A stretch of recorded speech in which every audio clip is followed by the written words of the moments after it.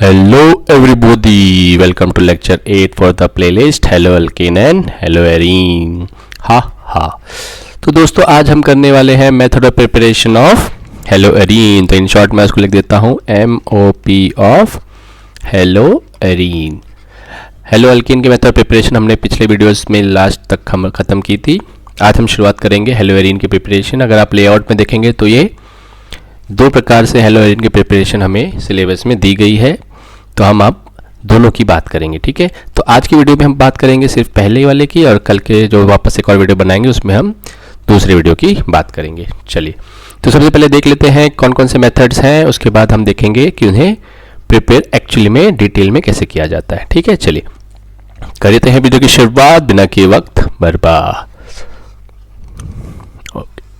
देखिए दोस्तों, सबसे पहला है हमारा हेलो एरीन में फ्रॉम हाइड्रोकार्बन। हाइड्रोकार्बन मतलब अल्कीन, अल्कीन, अल्काइन।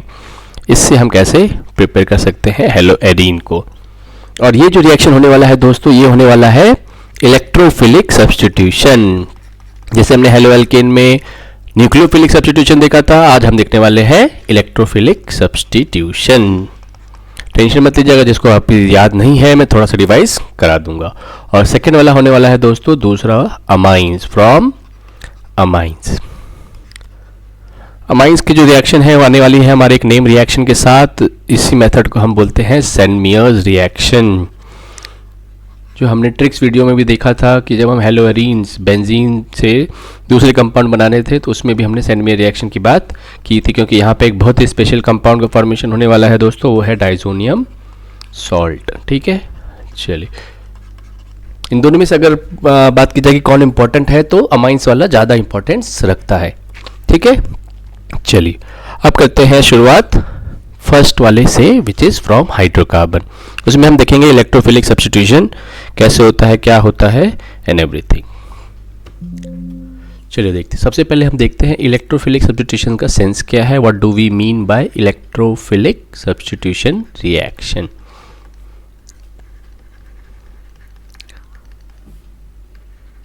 याद रखिए हम कर क्या रहे हैं, हम कर रहे हैं method of preparation from hydrocarbon. Hydrocarbon से हमें क्या बनाना है दोस्तों, हमें बनाना है हेलो एरीन। चलिए सबसे पहले देखते हैं इलेक्ट्रोफिलिक का मतलब क्या है, उसके बाद आगे बढ़ेंगे। देखिए इलेक्ट्रोफिलिक में अगर वैसे मैं ऑलरेडी बता चुका हूं, लेकिन मैं एक और बार आपको बता देता हूं, जो भूल गए हैं तो उसके लिए एक हो जाएगा उनके लिए क्विक रिवीजन। न्यूक्लियोफिलिक में जैसे मैंने बताया था कि फिलिक का मतलब होता है लव, लव नहीं तो आप इसे अफेक्शन समझ लीजिए। और यहाँ इलेक्ट्रो का मतलब है दोस्तों इलेक्ट्रॉन।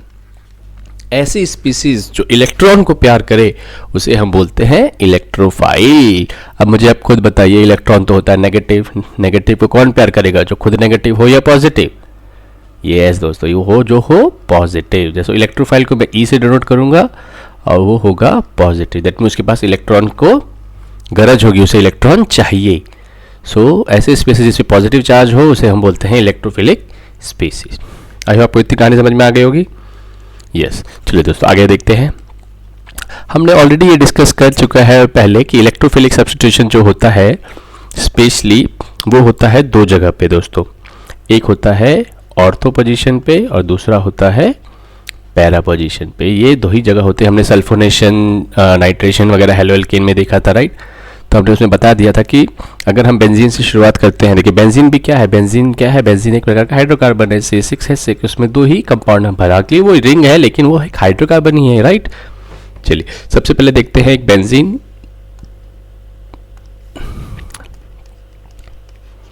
ले लीजिए एक बेंजीन, एक प्रकार का हाइड्रोकार्बन है। क्यों? क्योंकि इसमें सिर्फ कार्बन और हाइड्रोजन है, राइट। उसकी रिएक्शन आप करा दीजिए या तो क्लोरीन के साथ या तो ब्रोमीन के साथ।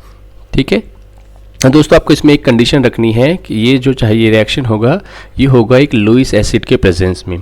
लुईस एसिड के प्रेजेंस Fe रख लीजिए या FeCl3 का प्रेजेंस रख लीजिए, लेकिन ये होना चाहिए बिना पानी के, एनहाइड्रस कंडीशन में। ठीक है, और ये जो आपको टेम्परेचर मेंटेन करना है यहाँ पे होना चाहिए दोस्तों डार्क और कोल्ड टेम्परेचर। डार्क होना बहुत ज़रूरी, नहीं तो ये रिएक्शन चली जाएगी रिवर्स में, आगे हमें कंपाउंड मिलेगा नहीं। ठीक है, लुईस एसिड क्या होते हैं दोस्तों, मैं यहाँ पर लिख देता हूँ। लुईस एसिड जो होते हैं वो होते हैं इलेक्ट्रॉन पेयर एक्सेप्टर। एक्सेप्टर, मतलब वो इलेक्ट्रॉन एक्सेप्ट करते हैं, तो इसकी यहाँ पे आपको पड़ेगी ज़रूरत।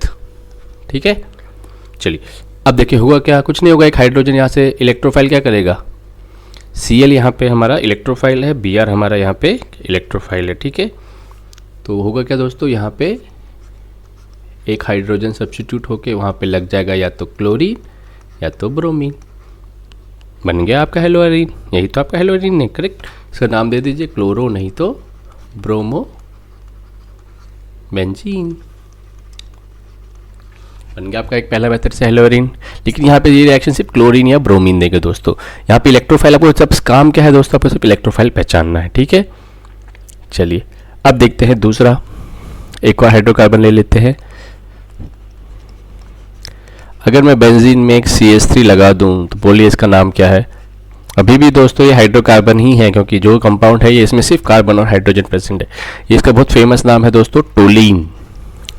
ठीक है, अब अगर इसकी रिएक्शन क्लोरीन या ब्रोमीन के साथ करा देंगे तो वापस आपको क्या रखना है, आयरन नहीं तो FeCl3, एनहाइड्रस कंडीशन में, dark room and cold temperature. यहाँ पे जो इलेक्ट्रोफाइल होगा हेट्रोलाइटिकली ये ब्रेक होगा क्लोरीन। देखिए क्लोरीन का ये मॉलिक्यूल है, तो एक कोई ले जाएगा दोनों इलेक्ट्रॉन, और Cl+ यहाँ पे आपका इलेक्ट्रोफाइल होगा या तो Br+। ठीक है दोस्तों, अगर मैं सपोज कीजिए क्लोरीन से ही करा देता हूँ तो ये जो दो पोजीशन हमें मालूम है, जो इलेक्ट्रॉन डोनेटिंग ग्रुप होते हैं, CH3 क्या है दोस्तों, इलेक्ट्रॉन डोनेटिंग ग्रुप है, ये +R इफेक्ट दिखाता है। तो कौन से दो पोजीशन एक्टिवेट हो जाएंगे, ऑर्थो एंड पैरा। तो जो भी आपका इलेक्ट्रोफाइल एक बार आपने पहचान लिया उसको एक बार ऑर्थो में जोड़ दीजिए, एक बार पैरा में जोड़ दीजिए, मिक्सचर प्रोडक्ट मिलेंगे, बन गया आपका रिएक्शन। तो यहाँ पे आपको मिलेगा CH3, पहले मैं ये दोनों बना देता हूँ, मिक्सचर और प्रोडक्ट मिलेंगे, ये हो गया। अब एक बार जोड़ दीजिए इसको आप ऑर्थो में, एक बार आप जोड़ दीजिए इसे पैरा में, तो ये रहा Cl नहीं तो Br, ये रहा Cl नहीं तो Br। इन दोनों में से कोई भी आप यूज़ कर सकते हैं। अच्छा, ये तो मैंने दोनों ऑर्थो में जोड़ दिया, इसको यहाँ पैरा पे जोड़ना है दोस्तों।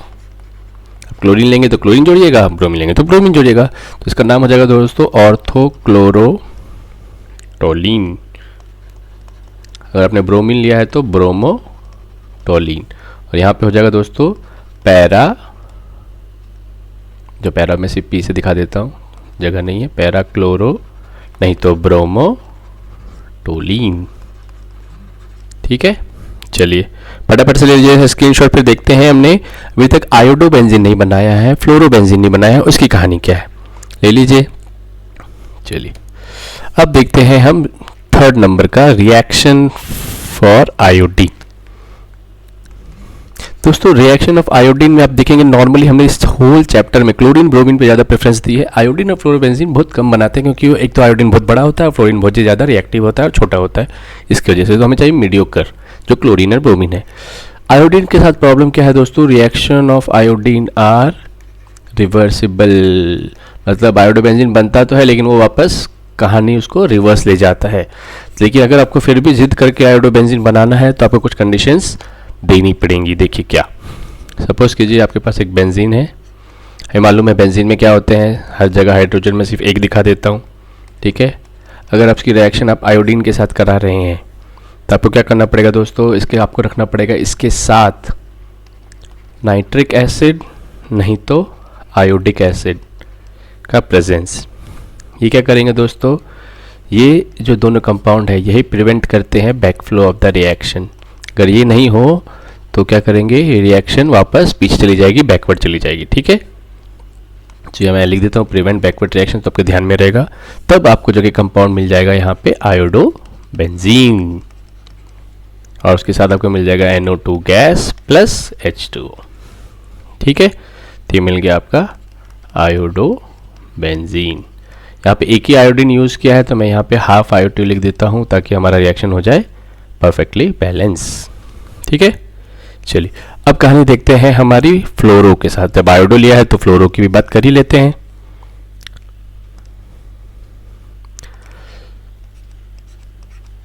ये जो हमारा रिएक्शन है, हम इससे फ्लोरोबेंजीन से, फ्लोरोबेंजीन जो ये है जो हम बनाने की कोशिश कर रहे हैं, ये बनता ही नहीं है।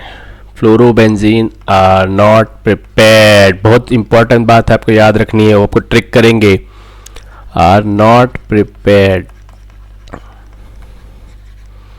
Due to its high reactivity. इतना रिएक्टिव है दोस्तों तो ये रुकता ही नहीं है, इसलिए हम इसे प्रिपेयर नहीं कर पाते हैं। तो हमें सिर्फ सबसे आसानी से क्लोरोबेंजीन और ब्रोमोबेंजीन ही मिलता है। आयोडीन के लिए भी आपको यहाँ पे खर्चा करना पड़ेगा, फ्लोरोबेंजीन तो इतना रिएक्टिव उसको रोकने के लिए बहुत ज़्यादा करना पड़ेगा, तो ये रिएक्शन नहीं होती है। ठीक है, आई होप कहानी समझ में आ गई होगी। तो हमने पहला प्रिपरेशन मेथड खत्म कर लिया है फ्रॉम हाइड्रोकार्बन, क्योंकि ये सारे जो हमने लिए हैं दोस्तों ये सब क्या है, हाइड्रोकार्बन, क्योंकि इसमें सिर्फ कार्बन और हाइड्रोजन है।